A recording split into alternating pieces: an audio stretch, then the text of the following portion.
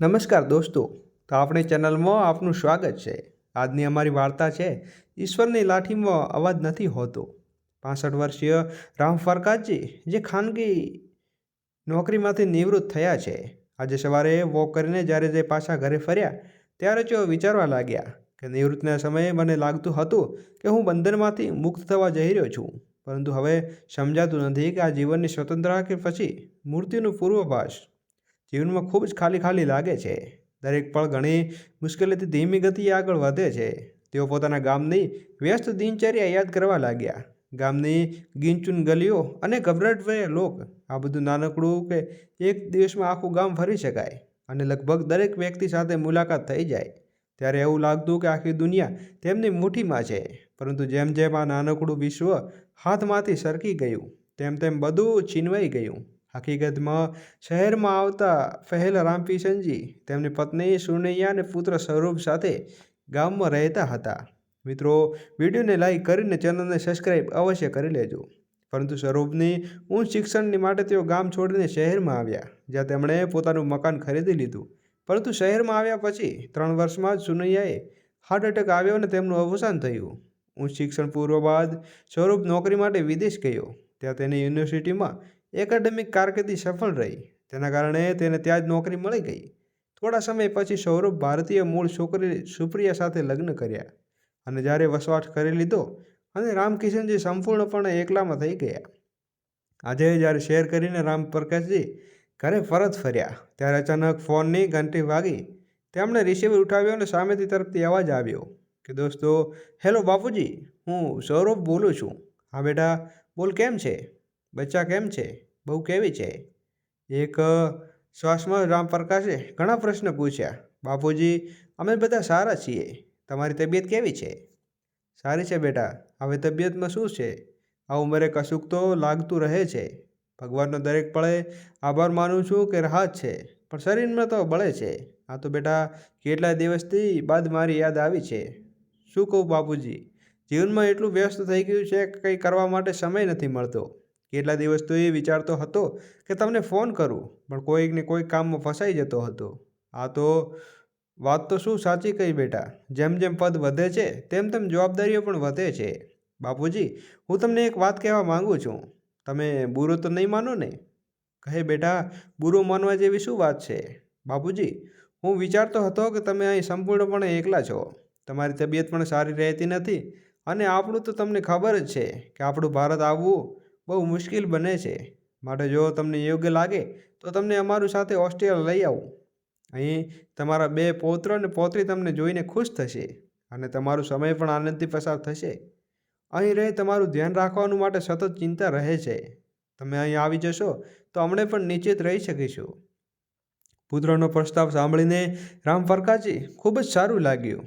તેઓ વિચારવા લાગ્યા કે 5 વર્ષ વીત્યા જ્યારે તેઓ પોતાનું નોકરીમાંથી નિવૃત્ત થયા હતા। તેમણે વિચાર્યું, ક્યાંક એવું ન થાય કે એકદમ મારી આંખો મૂંદી જાય અને મારો પુત્ર મારી અર્થીનો ખભો આપવા પણ ન પહોંચી શકે। આ વિચારીને તેઓ પુત્રની સાથે સંપત થઈ દીધી। પછી સ્વરૂપ બોલ્યો, બાપુજી, હવે તમે અહીંયા અમારા પાસે આવી જશો તો આ મકાનની જરૂર નહીં રહે, માટે તે વેચી નાખો। મકાન વેચશો તો તમારું પણ સારું લાગશે। સૌરભની વાત સાંભળીને રામપ્રકાશજી થોડું આશ્ચર્યમાં આવી ગયા। આ મકાન સાથે તેમની પત્ની સુનૈયાના મીઠી યાદો જોડાયેલા હતા। આ મકાનની એક એક વસ્તુ તેમણે પોતાના હાથથી સજાવી હતી, પણ પુત્રની વાત સાચી હતી કે હવે મકાનમાં કોઈ પાછું નહીં આવે। આ વિચારીને તેમણે મકાન વેચવા માટે હા કહી દીધી અને બીજા દિવસે પત્રમાં મકાન વેચવાનો જાહેરાત આપી દીધી। થોડી જ દિવસોમાં મકાનનું સોદું થઈ ગયું। લગભગ 1 મહિના પછી સૌરભ ભારત આવ્યો અને મકાનના પૈસાનું લેવડ દેવડ કરી લીધું। રામપ્રકાશજીએ બેંકમાં કરેલી તમામ એફડી પણ રોશિમ ચેક કરી નાખ્યું। બધી મિલકતમાં વેચ્યા પછી તેઓ ઓસ્ટ્રેલિયા જવા માટે તૈયાર થયા। નિર્ધારિત સમયે પણ તેમનો વિમાન મથક પહોંચ્યા।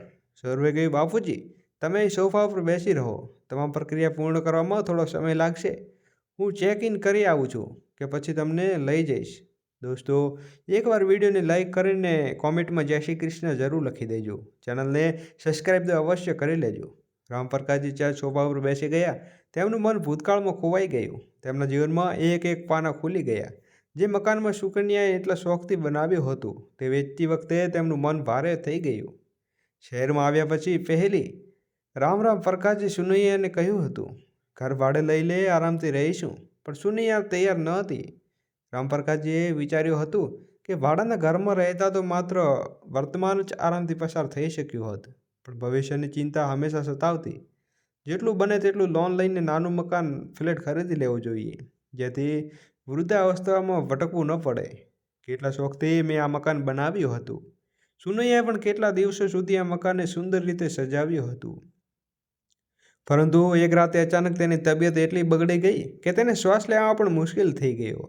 સારવાર માટે તેને તાત્કાલિક હોસ્પિટલમાં દાખલ કરવામાં આવી, પરંતુ ડૉક્ટરનો તમામ પ્રયાસ નિષ્ફળ રહ્યો અને ભગવાનને પ્યારી થઈ ગઈ. સુનૈયાએ મને આ દુનિયામાં એકલો છોડી દીધું. સુનૈયાને મૃત્યુ પછી સૌરભ થોડાક દિવસો માટે ભારત આવ્યો હતો, પરંતુ થોડા દિવસોમાં પાછો ચાલ્યો ગયો. તેના જતાં જ રામપ્રકાશજી એકદમ એકલા પડી ગયા. આ મકાનમાં હવે તેમને નીરજ લાગતું હતું. ઘરમાં એકલા રહેવું એમને ભારે લાગતું હતું, જાણે તે ઘર જ તેને પૂછવા આવે છે. રામપ્રકાશજી તેમણે ક્યારેય ઘરમાં કામ કર્યા ન હતા. હવે પોતે જ ભોજન બનાવવા તે ઘરની સફાઈ માટે એક કામવાળી બાઈ રાખી લીધી હતી. અચાનક રામપ્રકાશજીનું ધ્યાન પાછું વળ્યું ને તેમને લાગ્યું કે ઘણો સમય થઈ ગયો છે, પણ સૌરભ હજુ સુધી ચેક ઇન કરીને પાછો આવ્યો નથી. તેમણે ઘડિયાળમાં જોયું તો લગભગ 2 કલાક પસાર થઈ ચૂક્યા હતા. તેમણે તુરંત જ ઓસ્ટ્રેલિયા જતી ફ્લાઇટમાં કાઉન્ટર ઉપર જઈને પૂછ્યું, મેડમ, મારું નામ રામપ્રકાશ વર્મા છે. મારા પુત્રનું નામ સૌરભ છે, એટલે તે ઓસ્ટ્રેલિયા જતી ફ્લાઇટ પકડવાની હતી. મારો પુત્ર ચેકિંગ કરવા ગયો હતો, પણ હજી સુધી પરત આવ્યો નથી. રામપ્રકાશજીની વાત સાંભળીને કાઉન્ટર પર બેઠેલી મહિલા યાત્રીઓની યાદી જોઈને બોલી કે હા, સૌરભ વર્મા નામની યાત્રીએ અહીંથી ચેક ઇન કરી લીધું હતું. ઓસ્ટ્રેલિયા જવાતી ફ્લાઇટમાં 1 કલાકથી વધુ સમય થઈ ગયો છે.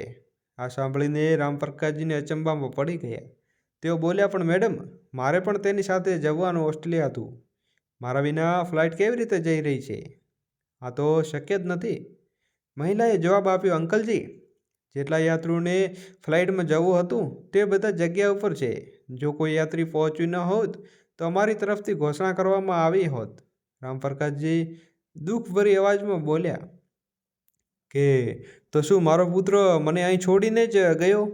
આનો અર્થ તો એ જ થયો ને, તેણે મારો ટિકિટ લીધું જ નથી. આ કેવી રીતે કાવતરું છે? દોસ્તો, રામપ્રકાશજીના પગલાં તળિયેથી જમીન સરકી ગઈ હોય તેમ લાગ્યું. તેઓ પોતાનું માથું પકડીને જમીન પર બેસી ગયા. તેઓ વિચારતા રહ્યા કે શું મારો પુત્ર એટલો નિષ્ઠુર બની શકે છે કે જેને પ્રેમથી ઉછર્યો, જે મને આવા સમયે એકલા છોડીને ગયો. સોનેરી બંને કસાગમ પાસે આવી ગયો. પોતાની ખુશીઓ તેની જિંદગી સવારી દેવામાં જ વ્યવહાર કરી દીધા. સુનૈયાએ મને હંમેશા કહેતી કે આપણા વૃદ્ધાવસ્થામાં દિવસો માટે પણ કંઈક બચાવી રાખવું જોઈએ, પણ મારું એક જ જવાબ હતો, લઈને સૌરભ તો આપણો એકલો એક દીકરો છે. જો અમે તેની સુખ સુવિધાનું ધ્યાન નહીં રાખીશું તો કોણ રાખશે? એ તો જો એકનું રમકડું માંગતું હોય તો 2 લાવી આપતો. તે વિદેશમાં ભણવાની જીદ પૂરી કરવા માટે પૈસા ભેગા કરવા માટે ન જાણે કેટલા પાપડ વણ્યા હતા, કેટલાય લોકો આગળ હાથ ફેલાવ્યા હતા. મારા મનમાં એક જ ધૂન સવાર હતી કે તે કોઈ પણ રીતે વિદેશમાં જઈ શકે. આ જ વાતને લઈને મારા મોટા ભાઈ મનોજ સાથે પણ મારી લડાઈ થઈ ગઈ હતી, કેમ કે તેણે મને કોઈક પણ સહાયતા આપવાનો ઇનકાર કર્યો હતો. તે કહેતો હતો કે જો તારી આર્થિક સ્થિતિ નથી તો વિદેશમાં કેમ મોકલી રહ્યો છે? શું આપણા દેશમાં ભણતર નથી? અહીં ભણીને નોકરી મળવી નથી તો જેટલી ચાદર હોય તેટલા પગ ફેલાવા જોઈએ. મારા ભાઈના આ વ્યવહારથી મને ઘણી તકલીફ થઈ હતી. તે દિવસે મેં ઠાક્યું હતું કે હવે હું સહાય માટે મારા ભાઈને દરવાજે પગ નહીં મૂકું. ત્યારથી બંને ભાઈઓ વચ્ચે તણાવ આવી ગયો હતો, પરંતુ જો જોવામાં આવે તો કંઈક ખોટું કહ્યું ન હતું. મારા એકલા એક દીકરા પ્રેમમાં પણ મારા ભાઈ સાથે સંબંધ તોડી નાખ્યા હતા. આજ તે દિવસે દીકરો મને એ સમયે અનાથ છોડી ગયો, જે સમયે મને તેની સહાયની સૌથી વધુ જરૂર હતી. સિક્યુરિટી કર્મચારીનો અવાજ સાંભળીને રામપ્રકાશજીનું ધ્યાન તૂટ્યું. તે કર્મચારીને પૂછવા લાગ્યો, સાહેબ, તમને ક્યાં જવું છે? હું જોઉં છું કે તમે બહુ સમયથી અહીં બેઠા છો. રામપ્રકાશજી બોલ્યા, બેટા, હું ક્યાં જાઉં છું? મારું તો હવે કોઈ આશરો નથી રહ્યો. મને મારા દીકરાની સાથે ઓસ્ટ્રેલિયા જવાનું હતું, પણ તે મને છોડીને ચાલ્યો ગયો. હવે મારી કિસ્મત મને ક્યાં લઈ જશે એ પણ મને ખબર નથી. આ કહીને રામપ્રકાશજી પાસે રહેલી બેન્ચનો સહારો લઈને ઊભા થયા. તેમણે કંઈ સમજાતું ન હતું. દોસ્તો, આવી સ્થિતિમાં દુઃખથી દિલમાં તેઓ એરપોર્ટની બહાર નીકળ્યા અને વિચારવા લાગ્યા, હે ભગવાન, આવી મુસીબતમાં સમયે હું ક્યાં જઉં? કોણ મને આશરો આપશે? અને હવે તો મારું ઘર પણ મારા પાસે રહ્યું નથી. હું શું મારા મોટા ભાઈને ઘરે જાઉં? શું તેઓ મારી મદદ કરશે? શું તેમણે મને માફ કરી દીધો હશે? પણ હવે તેમની પાસે બીજો કોઈ રસ્તો ન હતો. તેમણે વિચાર્યું, જઈ ગીડકાવી મારી મજબૂત કહીશ, કદાચ તેમનું હૃદય પીગળી જાય તો એકવાર જોઈને જઈએ. આ વિચારીને તેઓ બસ પકડીને તેમના ભાઈને ઘરે ગયા. લગભગ 2 કલાક પછી તેનો મનોજના ઘરે પહોંચ્યા. ડોરબેલ દબાવતા તેમની નોકરાણીએ દરવાજો ખોલ્યો અને પૂછ્યું, કોણ મળવા આવ્યું છે? રામપ્રકાશજી બોલ્યા, મનોજભાઈ ઘરે છે? નોકરાણી બોલી, હા સાહેબ તો છે, પણ તમે કોણ? તેમણે જવાબ આપ્યો, કહો કે તેમનો ભાઈ આવ્યો છે. આ સાંભળીને મનોજ બહાર આવી ગયા. પોતાના નાના ભાઈને આવી હાલતમાં જોઈને તેઓ હતપ્રત થઈ ગયા. રામપ્રકાશજીનો સંયમ તૂટી ગયો અને તેઓ હુંકારવા લાગ્યા. મનોજે તેમને અંદર લાવ્યા અને તેમને આ હાલતનું કારણ પૂછ્યું. પરંતુ રામપ્રકાશજી કંઈક બોલવાની સ્થિતિમાં ન હતા. તેમનું મન થયું કે પોતાના ભાઈને ખભા ઉપર માથું મૂકીને રડી પડે. તેમની આંખોમાંથી સતત આંસુ વહેતા હતા. મનોજે તરત જ તેમને ધીરજ આપીને રામપ્રકાશજીને પોતાની નોકરિયાતને પાણી લાવવા કહ્યું. મનોજ ચિંતિત અવાજમાં બોલ્યા, રામપ્રકાશ, આખિર શું થયું? તું આ રીતે જર રડી કેમ રહ્યો છે? મને તારા હાલત શું છે? આ પહેલાં થોડું પાણી પી લે ને શાંત થઈ જા. હવે હું તારા ઘરમાં છે અને તારા ભાઈના ઘરે. રામપ્રકાશજી ઊંડી શ્વાસ લીધીને થોડું પાણી પીતા બોલ્યા, ભાઈ, હવે તમને હું શું કહીશ? હવે મને મારા જ દીકરાએ છોડી દીધો છે. મેં જીવનમાં પણ નહીં વિચાર્યું કે મને આવા દિવસો જોવા પડશે, જ્યાં ચારે તરફ માત્ર અંધકાર જ છે. મનોજ આશ્ચર્યથી બોલ્યો, મને કશું સમજાતું નથી. તું અધૂરો ન બોલ. તારી સ્થિતિ જોઈને મારા મનમાં અનેક પ્રશ્નો ઊભા રહ્યા છે. ત્યારે રામપ્રકાશજીએ સમગ્ર ઘટના મનોજજીને કહી. મનોજભાઈએ બધી જ વાત ધ્યાનપૂર્વક સાંભળીને બોલ્યા, આ શું વિખમડા છે? તું તારા દીકરાને સ્થિતિત કરવા માટે તારા જીવનમાં બધા જ બલિદાન આપ્યા અને તારા સાથે એવું થયું. શું માતા પિતા બાળકો આ દિવસ માટે ઉછર્યા હતા? આજકાલના બાળકો એટલા સ્વાર્થી થયા છે કે રામપ્રસાદજીની દુઃખી અવાજમાં બોલ્યા, ભાઈ, હવે શું કરું? મને સમજાતું નથી. હવે ક્યાંક નોકરી મળી શકે તેમ નથી. એની મારી સાથે શ્રેષ્ઠ એ છે કે તું મને વૃદ્ધાશ્રમમાં મોકલી દે. આ તું શું બોલે છે રામપ્રકાશ? મનોજભાઈએ ડાફતા કહ્યું, જે માણસ ગર્વથી માથું ઊંચું રાખીને જીવે છે તે વૃદ્ધાશ્રમમાં જવાની વાત કરે છે? આ ઘર તારું છે ને? શિખાની શાદી પણ જ્યારે તારી ભાભી આ દુનિયા છોડીને ગઈ છે ત્યારે હું એકલો થઈ ગયો હતો. હવે તું આવી ગયો છે તો બંને સાથે રહીને આનંદથી વિતાવીશું. મોટા ભાઈની વાતો સાંભળીને રામપ્રકાશજીને થોડું આશ્વાસન મળ્યું, પરંતુ એ હજી સુધી કોઈ પર પાર બનવા ઈચ્છતા ન હતા. તેથી તે વિચલિત હતા. તે બંને ભાઈઓ વાત કરી રહ્યા હતા ત્યારે ડોરબેલ વાગીને મનોજે દરવાજો ખોલ્યો. જોયું તો તેમની દીકરી શિખા ખાવા પીવાની વસ્તુઓ લઈને આવી હતી. ઘણા વર્ષો પછી શિખાએ પોતાના ચાચાને ઘરે જોઈને આશ્ચર્ય અનુભવી. શિખા તેમની પાસે બેસીને હાલચાલ પૂછવા લાગી, પરંતુ જ્યારે તેને તેના હાલત વિશે ખબર પડી ત્યારે તેને પણ ઘણું દુઃખ થયું. તે સાથે જ આશ્ચર્યથી થયો, સ્વરૂપ તેમના ચાચા સાથે કેવી રીતે કરી શકે? પછીના દિવસે સવારે શિખાએ પોતાના પિતાને અને ચાચાની સાથે સ્વાદિષ્ટ નાસ્તો બનાવીને પીરસ્યો અને પછી અલગ રૂમમાં જઈ હતી. રામપ્રકાશજીએ જોયું તો શિખા મોબાઈલ પર ઓનલાઈન ક્લાસ કરી રહી છે. તેમણે અભ્યાસ કરતા જોઈને રામપ્રકાશજીના મનમાં એક વિચાર આવ્યો. જ્યારે શિખા બહાર આવી ત્યારે તેમણે પૂછ્યું, બેટા, એક વાત પૂછું? શું હું ઓનલાઈન ક્લાસ લઈ શકું? ઘર પર બેસીને મારા દીકરા વિશે વિચારવાથી સારું છે કે હું કામમાં કે વ્યસ્ત રહી જાઉં. શિખા સ્મિત કરતાં બોલી, શા માટે નહીં? ચાચાજી, આ તો ઓનલાઈન ક્લાસનું જ યુગ છે. સ્કૂલ જવું નહીં પડે અને સ્કૂલની જેમ કલાકો સુધી ઊભા રહીને શિક્ષણ આપવું નહીં પડે. તમે તમારી સખીઓના બાળકોને ઘરે બેઠા ભણાવી શકો છો અને તમે જો ગણિત વિષયમાં એક ઉત્તમ શિક્ષક રહી ગયા છો. શિખામજીએ રામપ્રકાશજીનું ઓનલાઈન રિવ્યૂ પોતાના સ્કૂલમાં મોકલ્યું.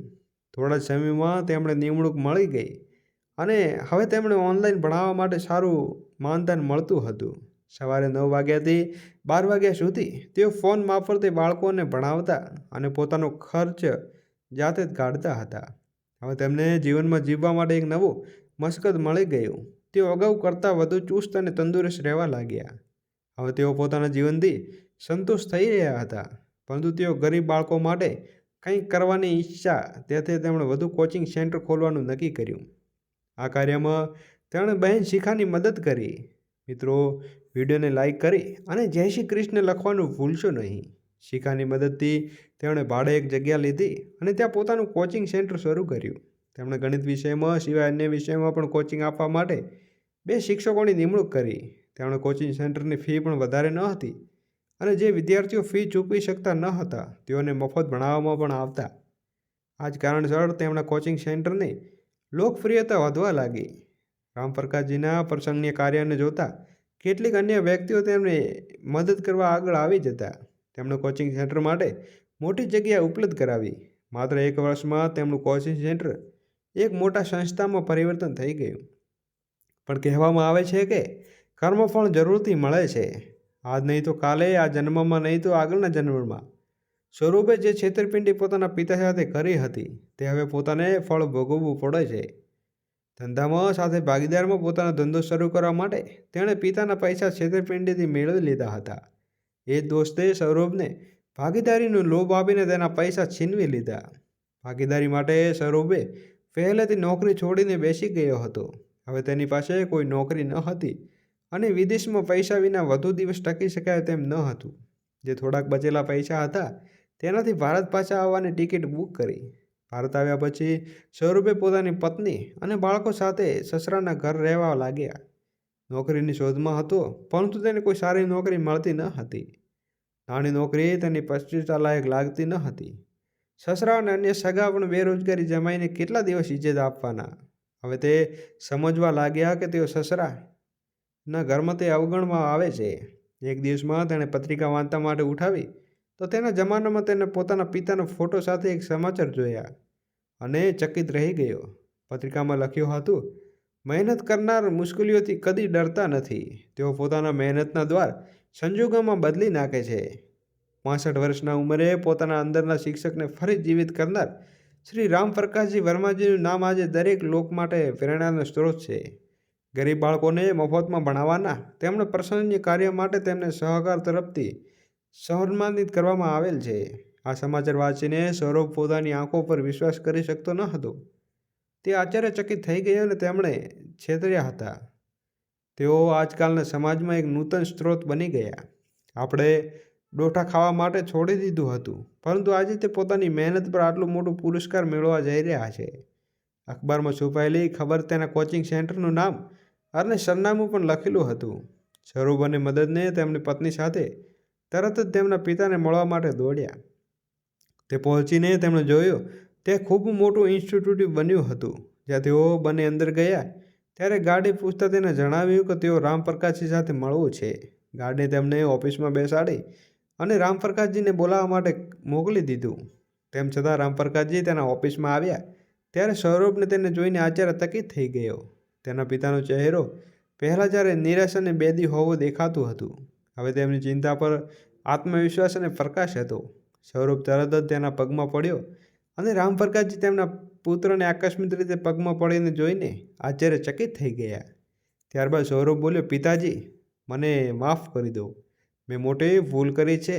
મેં છેતરપિંડીથી તમારું ઘર વેચી દીધું અને તમને એકલા છોડીને જવાનું હતું, પરંતુ ઈશ્વરે મને સજાવટ આપી છે. મારાથી મોટું કોઈ છેતરપિંડી થઈ છે. હવે હું તમારા પગ પર આધાર રાખું છું.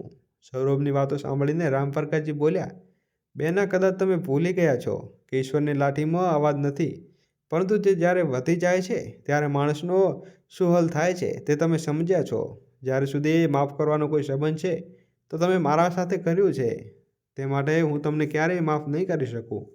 તમે એક વૃદ્ધ પિતાના વિશ્વાસને તોડી છે, મને એકલા છોડી દીધો, પરંતુ તમે કદી વિચાર્યું હતું કે તમારા વૃદ્ધ પિતા શું ખાવા જઈ રહ્યો છે? એક તરફથી તમે છો અને બીજી તરફ મનોજ ભૈયાની દીકરી શિખા છે, જે લગ્નથી હોવા છતાં પોતાના પિતાનું સારી રીતે ધ્યાન રાખે છે અને પોતાનું સસુરાલ પણ સંભાળી રહે છે. આગળ તેમણે સુધરી રાક્ષસી શિષ્ટ સાથે બોલ્યો, પિતાજી, હવે જે થયું તે થયું, તે બદલવું ન શકે, પરંતુ તમે નહીં જાણતા કેટલી મોટી મુશ્કેલીમાંથી પસાર થઈ રહ્યા છીએ. એક એક પૈસા માટે અમે કંટાળ્યા છીએ. આ બાળકોની વાંચન છે અને પિતાજી તમે અમને મદદ કરી શકો છો. સ્વરૂપનું કહ્યું તો રામપ્રકાશજીએ સ્પષ્ટપણે જણાવ્યું, મેં એક વખત તમારાથી છેતરપિંડી લીધી છે. હવે વધુ છેતરપિંડી સહન કરવાની મારી પાસે સહનશક્તિ નથી. મિત્રો, તમે જે કરવું છે તે કરો, પરંતુ જે પણ પૈસા હું કમાઉં છું તે મારા પરિસ્થિતિથી હું કમાઉં છું. તેમાં એક પણ કૂટી કોડી પણ તમારા માટે નથી.